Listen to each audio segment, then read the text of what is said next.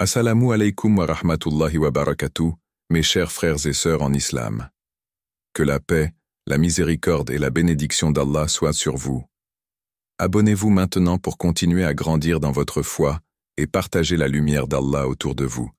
Qu'Allah vous bénisse. Le fardeau du passé, une métaphore puissante. Imaginez que vous êtes en train de marcher sous un soleil brûlant, sur une route poussiéreuse, et que vous portez un sac extrêmement lourd sur vos épaules. Ce sac est rempli de pierres, lourdes et irrégulières. Chacune de ces pierres représente un regret, une faute commise, une erreur que vous avez faite dans le passé. Peut-être avez-vous causé du tort à quelqu'un, peut-être avez-vous agi contre vos propres principes, ou peut-être avez-vous négligé des opportunités importantes dans votre vie. Quel que soit le poids de ces erreurs, elles deviennent un fardeau invisible qui ne cesse de croître au fur et à mesure que le temps passe. Au début, vous pouviez à peine sentir le poids du sac. Vous pouviez encore avancer, peut-être avec un peu de difficulté, mais vous étiez capable de poursuivre votre chemin. Cependant, à mesure que le temps passe, ces pierres s'accumulent. Les regrets, les erreurs, les moments où vous vous êtes éloigné du droit chemin se superposent les uns aux autres. Et à chaque erreur, le sac devient de plus en plus lourd. Vous commencez à ressentir la pression, à vous épuiser, à perdre votre énergie et votre motivation. Les pierres se transforment en chaînes invisibles qui vous tiennent en place, et chaque pas devient plus difficile. Dans cette situation, votre esprit et votre cœur sont constamment occupés par les souvenirs de ce fardeau. Les pensées du passé occupent votre espace mental et émotionnel, vous empêchant de vivre pleinement l'instant présent. Vous marchez sur le chemin de la vie, mais vos yeux ne regardent pas devant vous, car vous êtes constamment tourné vers les erreurs passées. Vous êtes prisonnier de vos propres regrets, et il devient presque impossible de vous projeter dans l'avenir avec espoir et sérénité. Ce fardeau, cette lourdeur émotionnelle, n'est pas simplement une question de souvenirs. Il s'agit de la manière dont ces souvenirs affectent notre vie quotidienne et notre relation avec Allah. Le passé a un pouvoir immense sur notre bien-être spirituel. En nous accrochant à nos erreurs et à nos regrets, nous oublions que la voie vers la paix intérieure réside dans le lâcher-prise et le pardon. Nous devenons en quelque sorte esclaves de notre propre histoire, et ce poids nous empêche de nous rapprocher d'Allah, notre Créateur. La question devient alors, pourquoi nous accrocher à un fardeau qui ne nous sert plus? Pourquoi permettre à ces erreurs passées de continuer à nous entraver, à détourner notre regard du chemin de la foi, du chemin de la rédemption? Le Coran nous rappelle que, malgré nos fautes, la miséricorde d'Allah est infinie et qu'il nous offre toujours une opportunité de revenir à lui. Dans le verset 53 de la sourate Az-Zumar, Allah nous dit « Dis, ô mes serviteurs qui avez fait du tort à vous-même, ne désespérez pas de la miséricorde d'Allah. Allah pardonne tous les péchés. Il est certes celui qui pardonne, le très miséricordieux. » Ce verset souligne une vérité fondamentale. Il n'y a aucune faute trop grande pour que la miséricorde d'Allah ne puisse la couvrir. Chaque erreur, chaque regret, chaque mauvaise action, aussi lourde soit-elle, peut être purifiée par le pardon divin. La clé réside dans notre capacité à nous tourner vers Allah avec un cœur sincère, à reconnaître nos erreurs et à chercher sa miséricorde. Cependant, se libérer du fardeau du passé n'est pas aussi simple qu'il y paraît. Il ne s'agit pas simplement de se dire « je vais oublier mes erreurs et avancer ». La guérison spirituelle nécessite une réflexion profonde, un processus de purification intérieure qui passe par plusieurs étapes. Première. L'acceptation du passé. La première étape pour se libérer du poids du passé est l'acceptation. Nous devons accepter que le passé est derrière nous et qu'il est hors de notre contrôle. Il ne sert à rien de revenir sans cesse sur ce qui a été fait, ni de ressasser ce qui aurait pu être différent. Cette acceptation ne signifie pas que nous devons accepter le mal ou l'injustice que nous avons pu commettre, mais plutôt que nous devons accepter notre humanité, avec ses faiblesses et ses imperfections. Nous devons accepter que, comme tous les êtres humains, nous avons fait des erreurs. Le fait de lutter contre notre passé, de tenter de le réécrire ou de le changer, ne fait que prolonger la souffrance. Le prophète Muhammad, paix soit sur lui, a dit Ne soyez pas un serviteur du passé, mais soyez un serviteur de l'instant présent, un serviteur de celui qui est le maître du présent. Cela nous enseigne qu'il est important de vivre dans l'instant présent, sans être trop attaché aux souvenirs du passé. En cultivant l'acceptation, nous pouvons commencer à nous détacher des regrets et à concentrer notre énergie sur ce qui est devant nous. Deuxième, le repentir sincère, Tauba. Le deuxième aspect fondamental du processus de guérison spirituelle est le repentir sincère, ou Tauba. Le repentir n'est pas simplement une prière ou une série de mots récités, mais un acte profondément intérieur. Il s'agit d'une prise de conscience sincère de ses fautes, accompagnée d'une volonté de se détourner de ses erreurs et de se tourner vers Allah avec humilité. Allah nous dit dans le Coran, « Et ceux qui, lorsqu'ils commettent une indécence ou se font du tort à eux-mêmes, se souviennent d'Allah et demandent pardon pour leurs péchés. Et qui pardonne les péchés, sinon Allah ?» Surat Al-Imran 3135.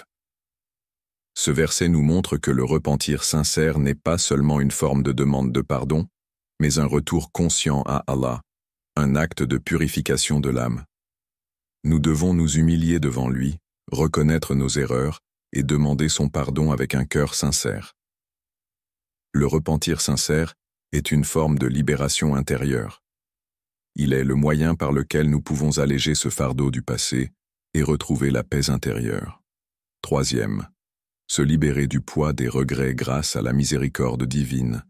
Une autre étape cruciale pour se libérer du fardeau du passé est de comprendre pleinement la miséricorde d'Allah. Comme il est mentionné dans le Coran, Allah est celui qui pardonne tous les péchés. Rien dans ce monde n'est plus grand que sa miséricorde. L'un des plus grands dons que nous puissions recevoir de notre Créateur est la capacité de recommencer, de se purifier de nos erreurs et de repartir sur un chemin de droiture. Nous devons nous rappeler que chaque pas que nous faisons vers Allah, aussi petit soit-il, est un pas vers la guérison. Allah nous guide à travers le processus de purification, et ce n'est qu'à travers sa miséricorde que nous pouvons espérer alléger le poids de nos erreurs passées. Nous devons apprendre à nous pardonner, à comprendre que les erreurs ne définissent pas notre valeur aux yeux d'Allah. Ce qui compte, c'est notre capacité à revenir à lui, à nous repentir et à faire de notre mieux pour ne pas répéter les mêmes erreurs. Quatrième, l'importance de la confiance en Allah, Tawakkul. Une fois que nous avons accepté notre passé et cherché à purifier nos erreurs, il est essentiel de placer notre confiance totale en Allah. Tawakkul, la confiance en Allah, est l'un des plus grands actes de foi. Cela signifie se remettre à Allah avec sérénité, sachant que tout est entre ses mains et que nos efforts, accompagnés de sa miséricorde, sont suffisants pour nous guider. Placer notre confiance en Allah nous permet de nous détacher des lourdes pensées du passé et de tourner notre regard vers l'avenir.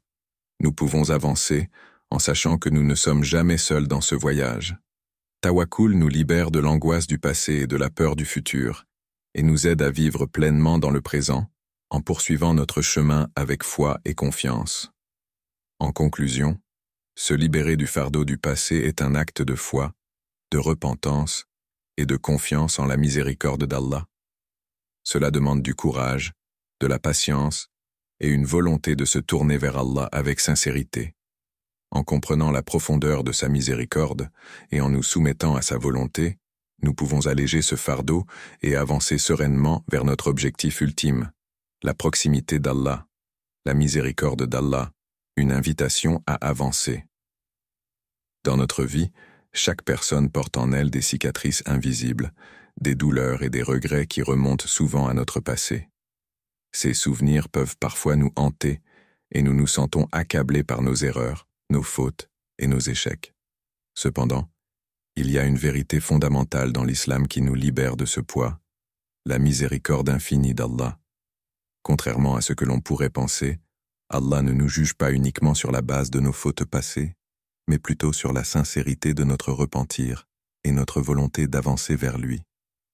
Allah, dans sa sagesse infinie, nous enseigne que notre passé ne doit pas nous définir, et que notre véritable valeur réside dans notre capacité à nous tourner vers lui, à demander pardon et à espérer dans sa miséricorde. Le Coran nous rappelle cette vérité avec des paroles remplies d'espoir. Et ton Seigneur est celui qui pardonne la faute, qui accepte le repentir, qui punit durement et qui récompense généreusement. Il n'y a pas d'autre divinité que lui. À lui est la destination finale. Sourate An-Nisa, 106. Ce verset nous montre que la miséricorde d'Allah est illimitée et qu'il est toujours prêt à pardonner, quelle que soit la gravité de nos erreurs. Ce n'est pas la perfection de nos actions qui compte le plus, mais notre sincérité à revenir vers lui et à rechercher son pardon. La miséricorde divine, un océan sans fin. Imaginez un océan vaste, dont les vagues viennent apaiser tout sur leur passage. Cet océan symbolise la miséricorde d'Allah. Peu importe combien nous nous sommes éloignés de lui, sa miséricorde est toujours présente pour nous couvrir et nous ramener à sa lumière. Allah est celui qui nous offre une seconde chance, une troisième chance et bien plus encore. Il ne nous juge pas en fonction de nos échecs passés, mais nous invite à nous tourner vers l'avenir avec espoir et confiance en sa générosité. Dans les moments de doute, de peine ou de confusion, la miséricorde d'Allah est comme une lumière dans l'obscurité, guidant nos pas et éclairant notre chemin. C'est cette lumière qui nous permet de nous relever après chaque chute. Chaque fois que nous nous sentons perdus ou que nous éprouvons des difficultés, Allah nous offre sa miséricorde pour nous relever, nous purifier et nous restaurer. Cette miséricorde n'a pas de fin et ne connaît aucune limite. C'est un océan qui peut laver même les plus lourdes fautes, et il suffit de se tourner vers Allah avec un cœur sincère pour être accueilli dans sa bonté infinie. Il est facile de se laisser submerger par les épreuves de la vie et de se croire indigne du pardon d'Allah. Cependant, il ne nous demande pas d'être parfaits, mais seulement d'être humbles et sincères. Il suffit de se repentir, de pleurer devant lui, et il effacera nos péchés.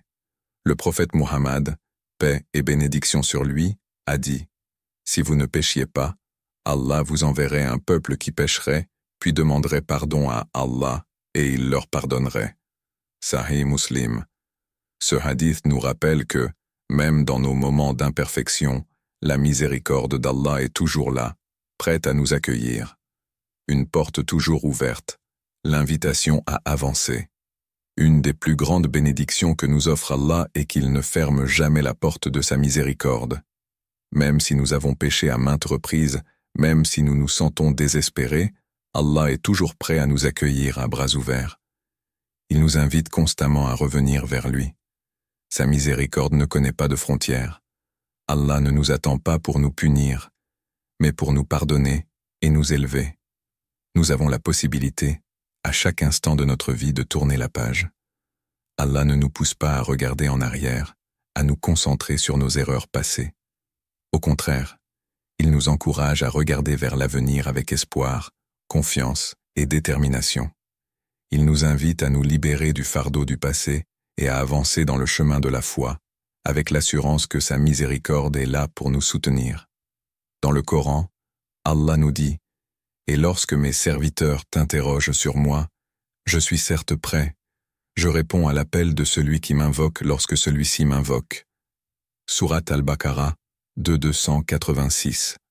Ce verset est un rappel puissant que nous ne sommes jamais seuls dans nos moments de difficulté. Allah est toujours là, prêt à nous écouter et à nous guider. Nous n'avons qu'à le chercher avec un cœur sincère et humble. La miséricorde d'Allah n'est pas seulement un refuge dans les moments de faiblesse ou de péché. C'est aussi une invitation à avancer avec confiance et espérance. Si nous avons chuté, nous pouvons nous relever. Si nous avons égaré notre chemin, nous pouvons retrouver la voie.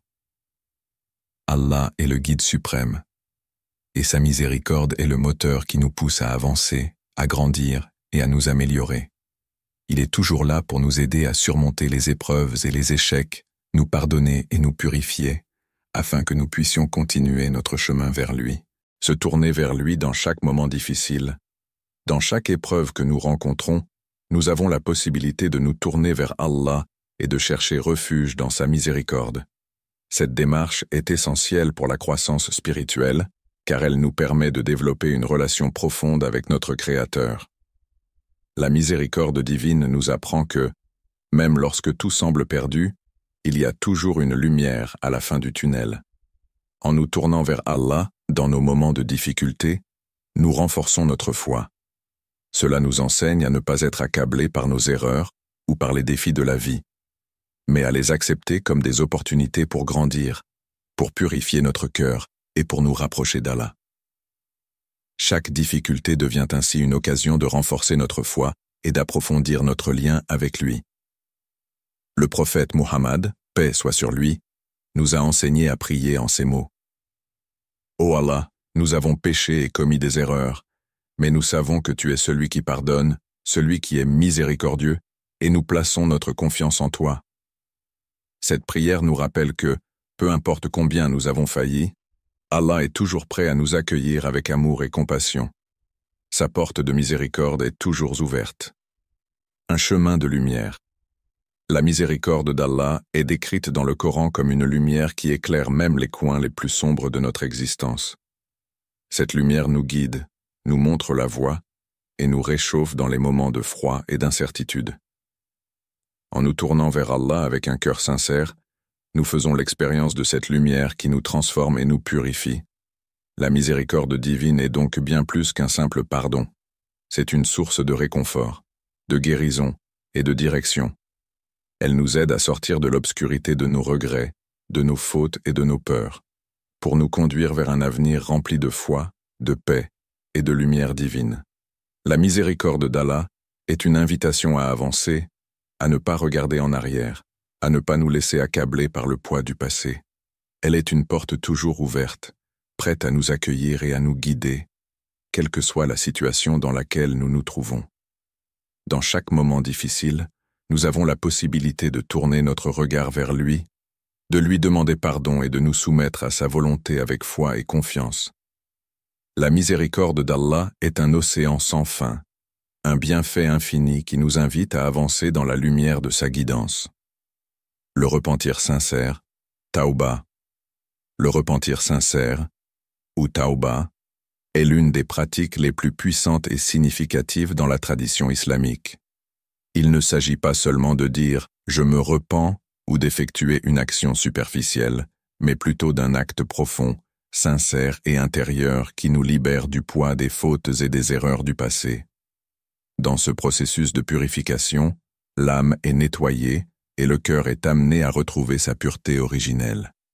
Tauba n'est pas seulement une demande de pardon, c'est une reconnexion authentique avec Allah, un acte de repentance qui nécessite humilité, sincérité et une profonde volonté de se détourner de ses erreurs passées pour revenir sur le droit chemin. Le repentir sincère représente une opportunité de transformation. C'est un chemin de guérison qui nous permet d'échapper aux chaînes de la culpabilité et des regrets, tout en nous rapprochant de notre Créateur. Lorsqu'une personne se repent de ses fautes, elle fait un acte de soumission, de reconnaissance de la grandeur d'Allah et de la petitesse de l'homme. Elle accepte ses imperfections et son besoin de sa miséricorde.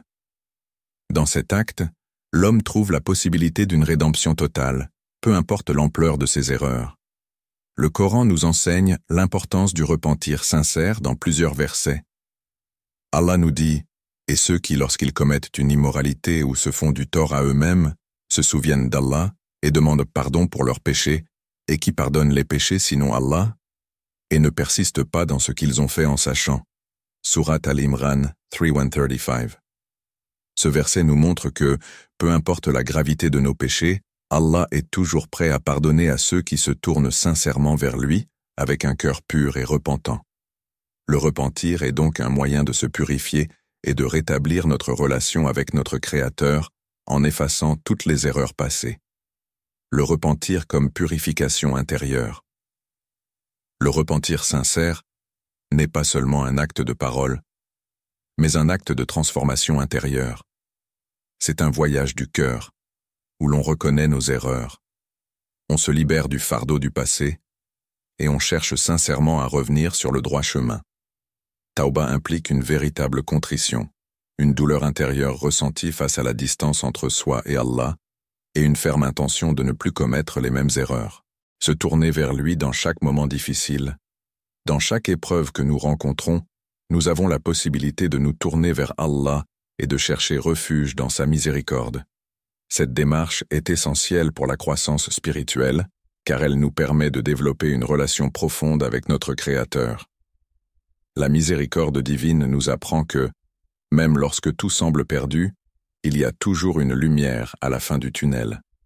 En nous tournant vers Allah, dans nos moments de difficulté, nous renforçons notre foi.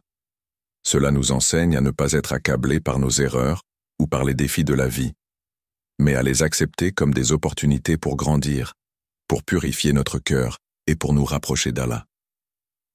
Chaque difficulté devient ainsi une occasion de renforcer notre foi et d'approfondir notre lien avec lui. Le prophète Muhammad, paix soit sur lui, nous a enseigné à prier en ces mots. Ô Allah, nous avons péché et commis des erreurs, mais nous savons que tu es celui qui pardonne, celui qui est miséricordieux, et nous plaçons notre confiance en toi. Cette prière nous rappelle que, peu importe combien nous avons failli, Allah est toujours prêt à nous accueillir avec amour et compassion. Sa porte de miséricorde est toujours ouverte. Un chemin de lumière. La miséricorde d'Allah est décrite dans le Coran comme une lumière qui éclaire même les coins les plus sombres de notre existence. Cette lumière nous guide, nous montre la voie et nous réchauffe dans les moments de froid et d'incertitude. En nous tournant vers Allah avec un cœur sincère, nous faisons l'expérience de cette lumière qui nous transforme et nous purifie. La miséricorde divine est donc bien plus qu'un simple pardon. C'est une source de réconfort, de guérison et de direction. Elle nous aide à sortir de l'obscurité de nos regrets, de nos fautes et de nos peurs, pour nous conduire vers un avenir rempli de foi, de paix et de lumière divine. La miséricorde d'Allah est une invitation à avancer, à ne pas regarder en arrière, à ne pas nous laisser accabler par le poids du passé. Elle est une porte toujours ouverte, prête à nous accueillir et à nous guider, quelle que soit la situation dans laquelle nous nous trouvons. Dans chaque moment difficile, nous avons la possibilité de tourner notre regard vers lui, de lui demander pardon et de nous soumettre à sa volonté avec foi et confiance. La miséricorde d'Allah est un océan sans fin, un bienfait infini qui nous invite à avancer dans la lumière de sa guidance. Le repentir sincère, Tauba. Le repentir sincère, ou Tauba, est l'une des pratiques les plus puissantes et significatives dans la tradition islamique.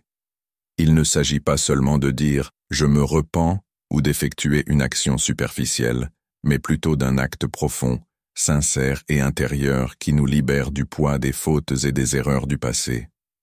Dans ce processus de purification, l'âme est nettoyée et le cœur est amené à retrouver sa pureté originelle.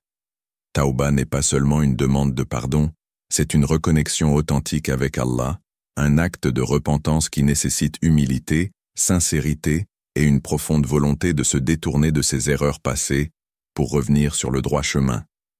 Le repentir sincère représente une opportunité de transformation.